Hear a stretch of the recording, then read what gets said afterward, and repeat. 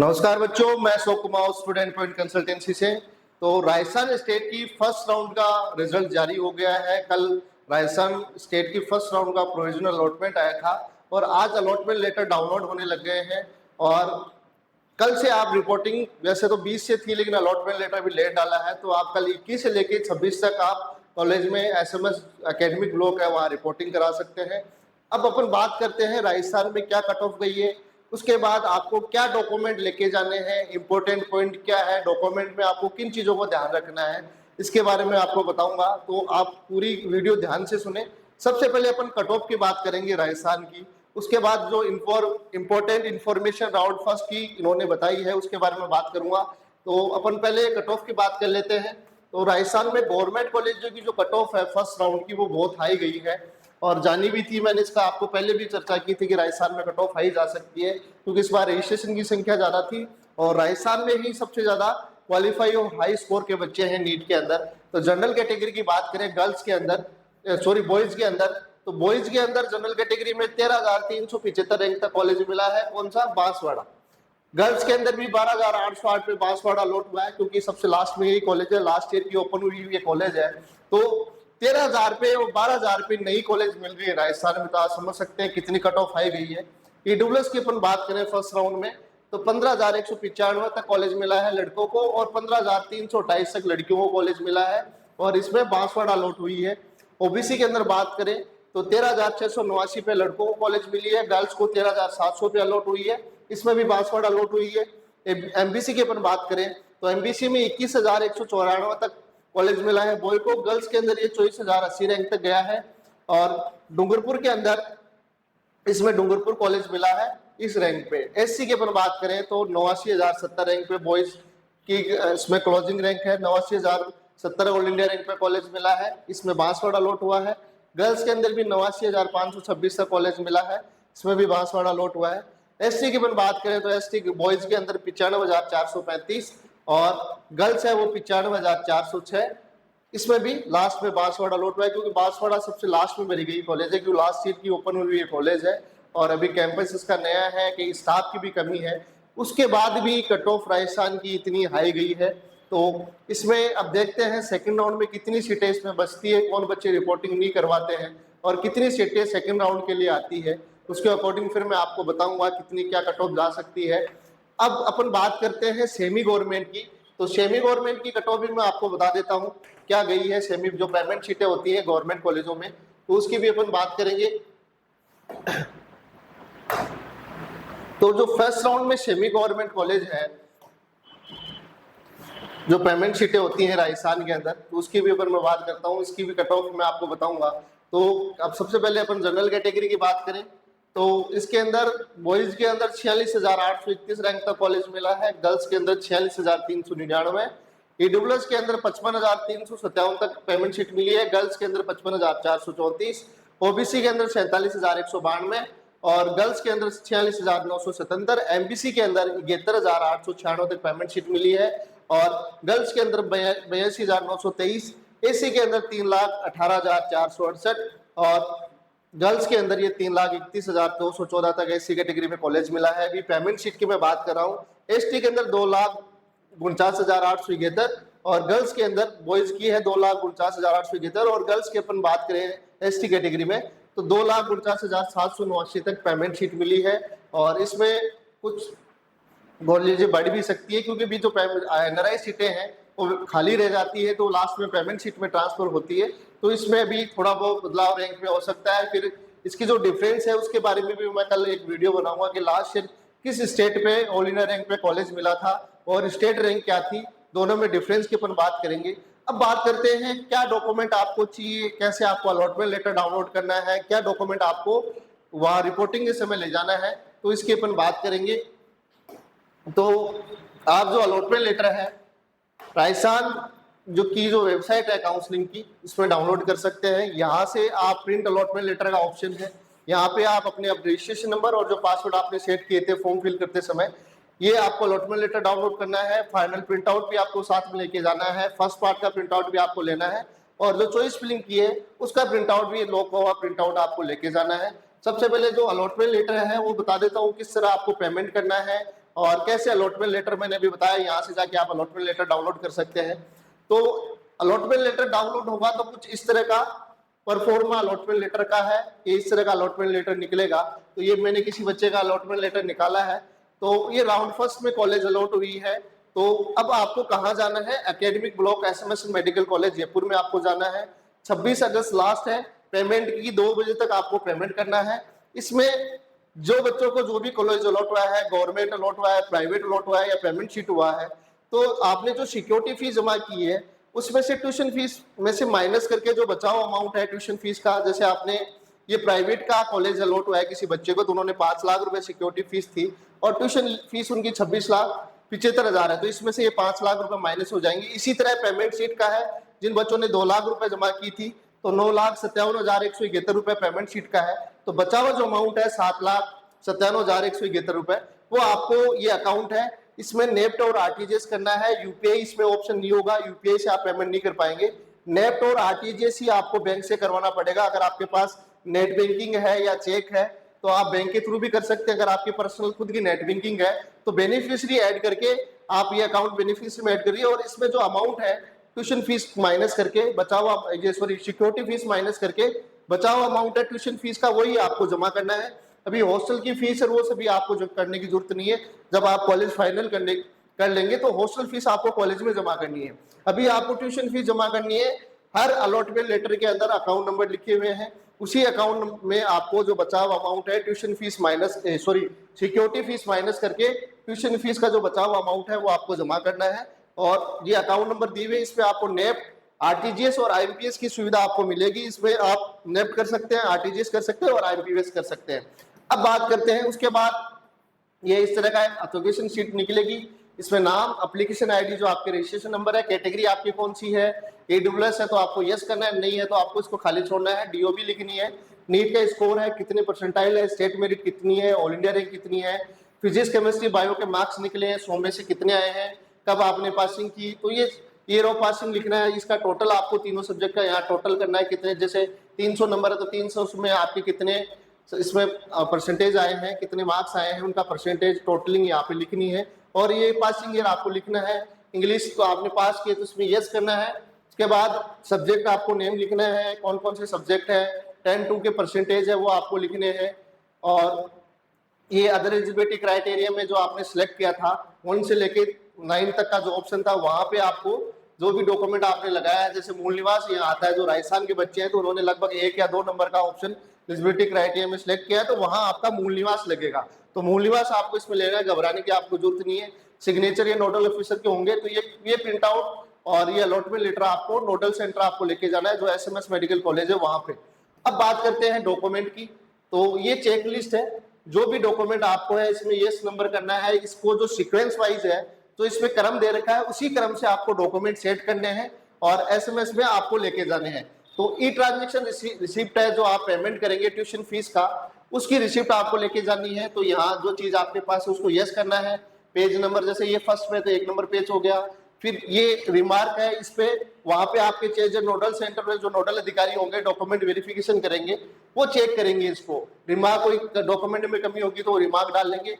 उसके बाद allotment letter आपको डाउनलोड करना है, एप्लीकेशन फॉर्म जो आपने जो राजस्थान का जो एप्लीकेशन फॉर्म है प्रिंट आउट वो साथ में लेके जाना है, नीट का स्कोर कार्ड है, उसके अलावा जो certificate document eligibility field application form, तो यहाँ मूल निवास आएगा 5 नंबर का जो कॉलम है, जो राजस्थान डोमिसाइल के बच्चे जिन्होंने एलिजिबिलिटी क्राइटेरिया भरा था, जब फर्स्ट और सेकंड ऑप्शन उसमें आ रहा था कि आप राजस्थान में 10 साल से रह रहे हैं या आपने पढ़ाई की है राजस्थान में, इस तरह के जो ऑप्शन थे स्टार्टिंग में जब रजिस्ट्रेशन किया था तो वहां जो ऑप्शन सिलेक्ट किया है उससे संबंधित आपको डॉक्यूमेंट लेना है। तो राजस्थान के जो बच्चे हैं उनको यहाँ पे मूल निवास आएगा तो मूल निवास उनको लेके जाना है। 12th की आपकी मार्कशीट है, डेट ऑफ बर्थ सर्टिफिकेट या 10th की मार्कशीट आप लेके जा सकते हैं, 10th की मार्कशीट है, 11th की मार्कशीट भी आपको साथ में लेके जानी है।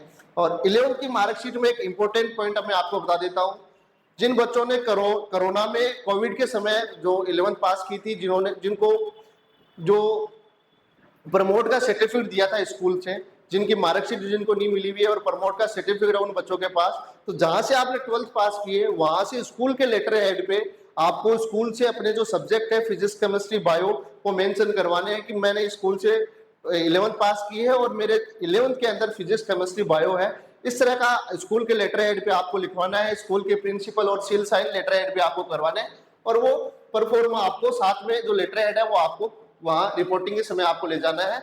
ये उन बच्चों के लिए है जिन्होंने कोविड में 11th पास की थी और उनके पास प्रमोट का सर्टिफिकेट है, मार्कशीट नहीं है, तो प्रमोट सर्टिफिकेट वाले बच्चों को ही ये चीजें लेके जानी है। उसके बाद आपका टीसी है, माइग्रेशन है, कैरेक्टर सर्टिफिकेट है जहां से आपने स्कूल 12th की है, मूल निवास हो गया, अंडरटेकिंग परफॉर्मेंस 7 है, वो आपको जो इन्फॉर्मेशन बुकलेट है, यूजी जो इन्फॉर्मेशन बुकलेट उसमें दिया हुआ है 31 पेज पे, मैं आपको बता भी दूंगा, तो ये आपको 50 रुपए के स्टाम्प पे लेके जाना है इसको बनवा के। और आधार कार्ड हो गया, 4 पासपोर्ट साइज फोटो है, बॉन्ड का परफॉर्मा आपको इन्फॉर्मेशन बुकलेट में मिल जाएगा। तो ये 500 रुपए के स्टाम्प पे बनवाना है, तो आप ये एसएमएस में ही बनवा सकते हैं, वहां आपको व्यवस्था मिल जाएगी। कोई गलती भी होती है तो वहां उनको नॉलेज है, तो बाहर वहां एसएमएस के बाहर नोटरी वाले बैठे रहते हैं इस टाइम काउंसलिंग के, तो ये रिपोर्टिंग का समय होता है तो वहां आपका ये बन जाएगा। इसके अलावा ओबीसी जो भी जिस कैटेगरी से आते हैं उसका आपका सर्टिफिकेट होना चाहिए स्टेट का, और ओबीसी का या एमपीसी कैटेगरी से आते हैं तो ओबीसी एससी एसटी जिस कैटेगरी से है उसका आपके पास सर्टिफिकेट होना चाहिए। पीडब्ल्यूडी से आते हो तो पीडब्ल्यूडी का सर्टिफिकेट होना चाहिए जो 16 सेंटर से वेरिफिकेशन हुआ था। डिफेंस पैरामिलिट्री से आते हैं उससे संबंधित आपके पास डॉक्यूमेंट होने चाहिए।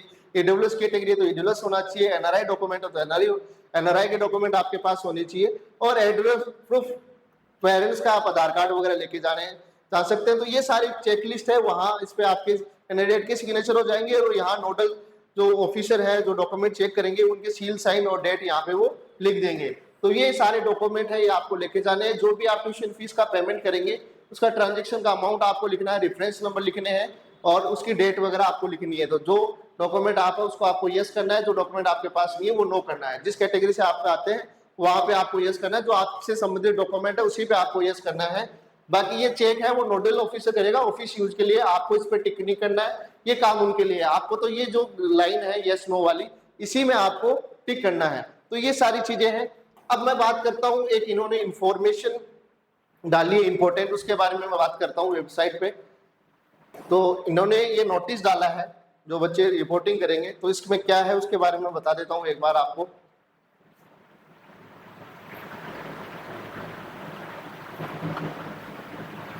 तो ये इन्होंने रिपोर्टिंग के लिए कुछ इंपॉर्टेंट चीजें इन्होंने बताई है। केवल आपको अभी ट्यूशन फीस ही जमा की जाएगी, तो आपको केवल ट्यूशन फीस ही ऑनलाइन जमा की जाएगी। हॉस्टल का अमाउंट वगैरह आपको करने की जरूरत नहीं है, वो कॉलेज में होगा। तो अभी फर्स्ट राउंड में सिर्फ ट्यूशन फीस जमा होगी। अगर आप कॉलेज फाइनल करते हैं तो वो कॉलेज में ही हॉस्टल वगैरह का अमाउंट है, बचा हुआ जो अमाउंट होगा वो कॉलेज में जमा होगा। आपको सिर्फ ट्यूशन फीस जमा करनी है। और ट्यूशन फीस के लिए हर बच्चे का एक यूनिक खाता नंबर यहाँ पे लिखा हुआ है, हर बच्चे का अलग अकाउंट नंबर जनरेट होगा, उसी में आपको पेमेंट करना है। आपका जो अलॉटमेंट लेटर है उसमें आपका अलग से अकाउंट नंबर जारी होगा और उसी अकाउंट नंबर में आपको जब पेमेंट करना है। वरना आप किसी बच्चे को देख लेंगे भाई ये अमाउंट, इसमें आप सेम अकाउंट में सब बच्चे का अलग अलग अकाउंट नंबर उन्होंने लिखा है कि यूनिक खाता नंबर जनरेट हो रहा है हर बच्चे का। तो प्रत्येक छात्र को ट्यूशन फीस जमा करने के लिए यूनिक खाता नंबर संबंधित छात्र के आवंटन पत्र में अंकित होगा। अतः छात्र स्वयं के आवंटन पत्र में अंकित खाते नंबर पर ही ट्यूशन फीस जमा करवानी है। जो आपके अलॉटमेंट लेटर में जो अकाउंट नंबर लिखा हुआ आएगा उसी में आपको पेमेंट करना है। ये इंपॉर्टेंट चीज है। दूसरा, रिपोर्टिंग के प्रत्येक छात्र को सभी सुसंगत मूल दस्तावेजों के साथ साथ उक्त मूल दस्तावेज की छाया प्रति के 2 सेट आपको लेके जाने हैं। जो भी आपके ओरिजिनल डॉक्यूमेंट है उसके साथ साथ आपको इनकी 2 फोटोकॉपी के सेट भी आपको लेके जाने हैं। 2 से 3 फोटोकॉपी के सेट आपको लेके जाने हैं। यहाँ इन्होंने 2 सेट मेंशन किए हैं। राजकीय, राजमेश और आयुर्वेद की मेडिकल डेंटल कॉलेजों में प्रवेश के लिए निर्धारित प्रारूप में निर्धारित राशि के लिए स्टाम्प पेपर बॉन्ड तैयार कराकर नोटरी करवाकर रिपोर्टिंग के समय प्रस्तुत किया जाएगा। बॉन्ड के लिए स्टाम्प और वेंडर एंड नोटरी सुविधा रिपोर्टिंग स्टेबल भी उपलब्ध रहेगी। मतलब आप जो बॉन्ड है वो अगर यहाँ से आपकी नहीं बना के ले जाए तो आप जहाँ रिपोर्टिंग करेंगे एसएमएस में भी ये सुविधा उपलब्ध है, वहां से भी आप बॉन्ड बनवा सकते हो। तो मेरी राय यही है कि आपको बॉन्ड वहीं बनवाना है, यहाँ से बनवा के आप मत लीजिए। कोई भी गलती होती है तो फिर उसको दोबारा बनवाना पड़ेगा, क्योंकि 500 रुपए के स्टाम्प पे है। तो आप बॉन्ड वहीं बनवा लीजिए। कोई भी गलती होती है तो उनको पता है, उनका दिन रात का काम है, तो आपका वो सही तरीके से काम करके देंगे। तो वहाँ आपको सारी सुविधाएं एसएमएस में मिल जाएगी बॉन्ड की, जो भी स्टाम्प वगैरह बनेगा। उसके अलावा इसमें जो मैंने अभी चीज बताई थी 11वीं की मार्कशीट के लिए, छात्र ये सुनिश्चित कर लेवे कि 11वीं की मार्कशीट, पासिंग सर्टिफिकेट, कार्बोनियन प्रमाण पत्र में उसके द्वारा 11वीं की कक्षा में अध्ययन किए गए सभी विषयों के विशेष रूप से बायोलॉजी विषय का उल्लेख हो। तो आपके 11th और 12th दोनों में बायोलॉजी होनी चाहिए। एडिशनल है तो एडिशनल में आपका बायोलॉजी लिखा हुआ होना चाहिए। और यदि मार्कशीट पासिंग सर्टिफिकेट में प्रमाण पत्र में 11वीं की कक्षा में अध्ययन किए गए विषयों का उल्लेख नहीं हो तो संबंधित विद्यालय के प्रधानाचार्य से 11वीं कक्षा में अध्ययन किए गए सभी विषयों के संबंध में प्रमाण पत्र प्राप्त कर रिपोर्टिंग के समय प्रस्तुत करें। तो अगर आपकी मार्कशीट में बायो का कोई मेंशन नहीं है, या जिन्होंने कोविड के समय 11th की थी उनका प्रमोट का सर्टिफिकेट है, या जिनकी 11th में बायो या सब्जेक्ट का मेंशन नहीं किया हुआ है, तो स्कूल से उनको प्रमाण पत्र बनवा के लेके जाना है। जहां से आपने 11th और 11th की है, वहां के प्रिंसिपल से आपको लिखवाना है कि जो सब्जेक्ट थे आपके 11th में वो आपको उसमें मेंशन करने हैं। स्कूल की सील साइन उस पर होने चाहिए, स्कूल के लेटर हेड पे आपको ये चीजें लेके जानी है। और प्रथम चक्कर की मतलब पहले राउंड की रिपोर्टिंग के समय केवल 1 वर्ष की ट्यूशन फीस ही जमा कराई जानी है। इसके अलावा अन्य कोई राशि जमा करानी जानी ना कि कोई औपचारिकता पूर्ण की जानी है। मतलब सिर्फ आपको ट्यूशन फीस ही अभी जमा करनी है, ना कोई हॉस्टल फीस जमा करनी है, ना कोई अदर अमाउंट आपको जमा करना है।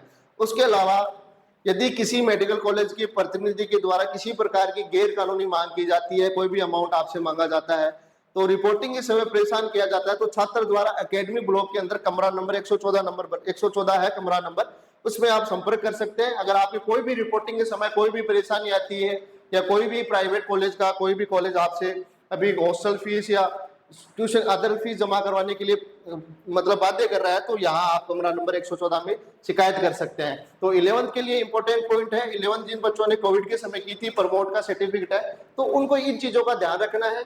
बाकी जो बॉन्ड का परफॉर्मा वगैरह है आपका वहां एसएमएस में भी बन जाएगा। और इसमें अंडरटेकिंग का जो परफॉर्मा दिया हुआ है, इंफॉर्मेशन बुकलेट है, यहाँ से आपको सारे परफॉर्मा यहाँ आपको मिल जाएंगे।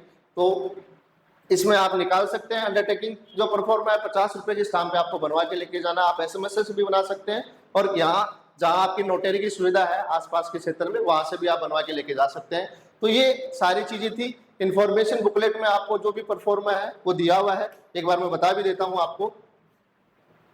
तो ये इंफॉर्मेशन बुकलेट है, इसका एक बार मैंने पहले भी आपको बताया था, तो सीधे अपन उस पर ही आते हैं। तो परफॉर्मा दिए हुए हैं, तो इसमें सारे अंडरटेकिंग के परफॉर्मा दिए हुए हैं, नीचे आपको मिल जाएंगे।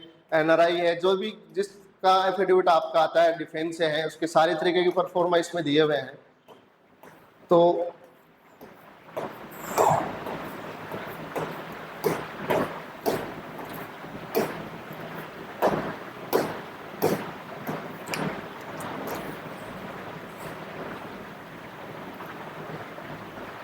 तो ये तो सर्विस बॉन्ड है, ये 500 रुपए के स्टाम्प पे आपको लेके जाना है। तो इसकी व्यवस्था आपके एसएमएस कॉलेज में की हुई है, तो वहां पे आपको बनवाना है, पहले से आपको इसको बनवा के नहीं लेके जाना है।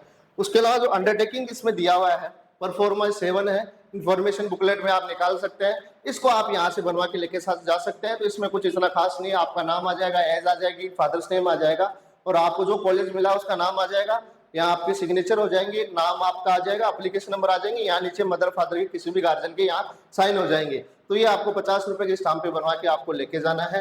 अगर आपकी एज अभी 18 नहीं हुई है तो मदर फादर के आपको साइन करने हैं इसमें।